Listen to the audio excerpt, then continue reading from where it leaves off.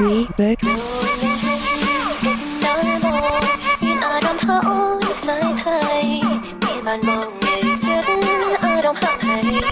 ចិត្តចង់បានប្រថៃនៅក្បែ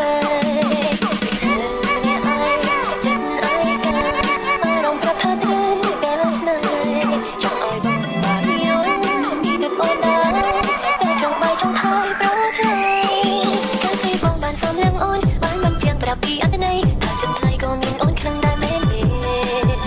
វាមិនមែនជាការពិតក៏អូនចិត្តដែរសំរុំលុះស្នេហ៍ក្នុងខែក្នុងក្តីស្រមៃស្នេហ៍ក្នុងពេលនេះតើអូនមានគេទេ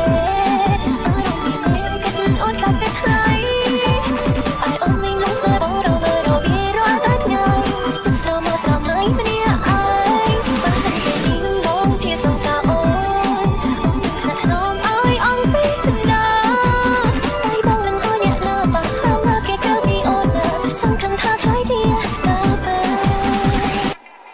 Big